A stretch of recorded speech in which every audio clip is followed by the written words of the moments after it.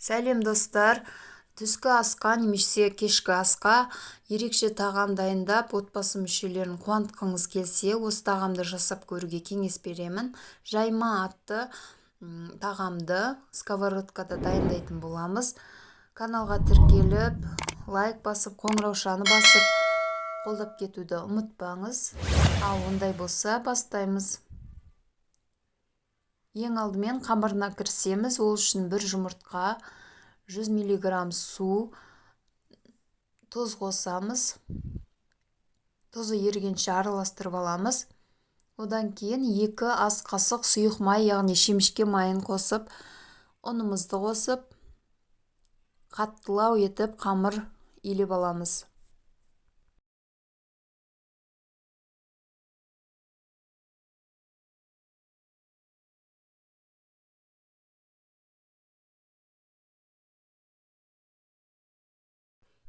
Иленген қамырымызды бетін жауып 30 минутқа тындыруға қалдырамыз. Енді қызып тұрған табамызға, яғни сковородкаға сұйық май құйып, бір пиязымызды қуырып аламыз. Алдын ала турап дайындап қойған етімізді қосып, оны да қуырамыз.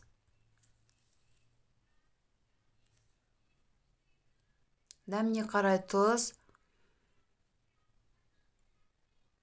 паприка, қызыл бұрыш қосамыз. Томат пастасын қоссаңыз да болады.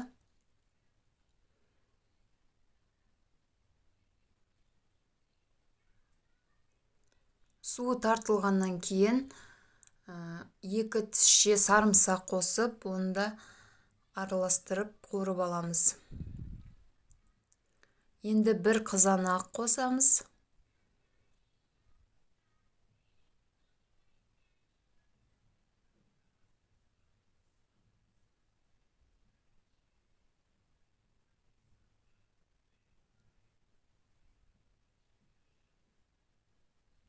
Суы тартылғаннан кейін 300 мг-дай су құйып, еті піскенше баяу отта бұқтыратын боламыз. Оған дейін 40 қабатымызды турап дайындап қоямыз. Бір болгар бұрышында кубик етіп турап дайындап аламыз. Қамырымыз дайын болды. 30 минуттай тынды. Арасында илеп июін қандырып тұрсаңыздар болады. Міне жаюға кірісеміз. Бешбармақтың наны сияқты жұп-жұқа болуы керек.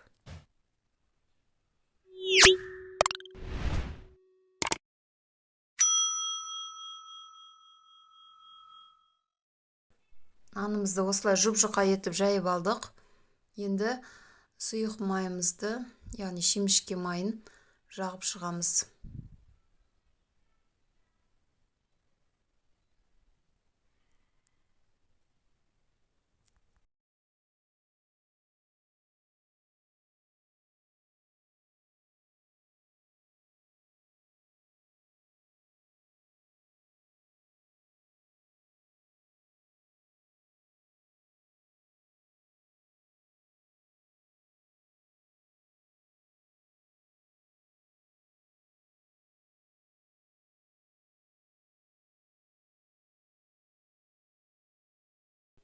Көріп тұрғандарыңыздай кубик етіп турап алып, кез келген зелень қосқа болады.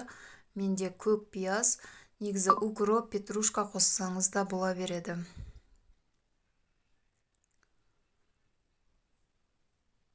Одан кейін видеодағыдай орап шығамыз.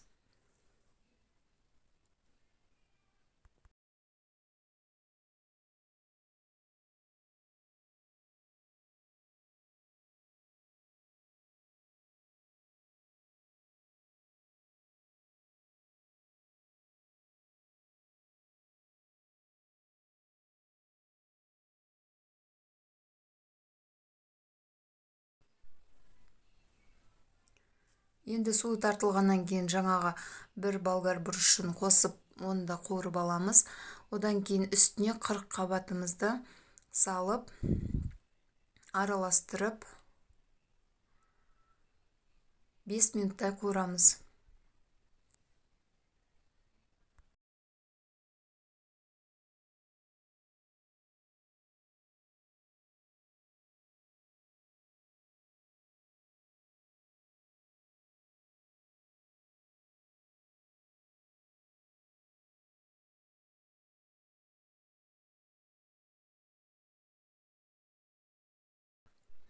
Енді бетін жауып 10 минуттай бұқтырып аламыз.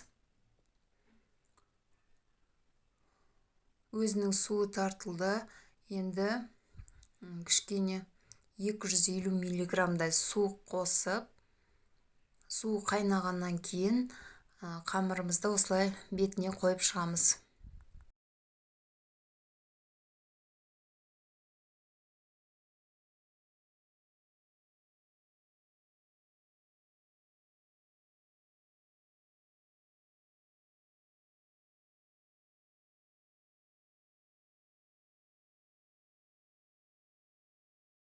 Бетіне қоятын қамырларымыз астыңғы қамырларға жабысып қалмауы үшін майға батырып алып, сұйық майға, шемішке майға батырып алып, үстінен осылай тізіп шыға беруге болады. Енді 35 минуттай баяу отта пісіріп аламыз. Міне дайын болды. Енді бетіне кез келген көк шөбімізді, яғни зеленімізді қосып, тағы да 5 минуттай бұқтырып аламыз. Міне дайын болды. Осылай әдемі етіп дастарханға ұсынсаңыздар болады. Дәмі енді керемет, міндетті түрде жасап көріп, өзіңіз бағасын берсеңіз болады. Барлығына 100% ұнайды деген сенімдемін. Назарларыңызға рахмет. Видео ұнап жатса, лайк басып, каналды қолдап кетулеріңізді сұраймын. Рахмет.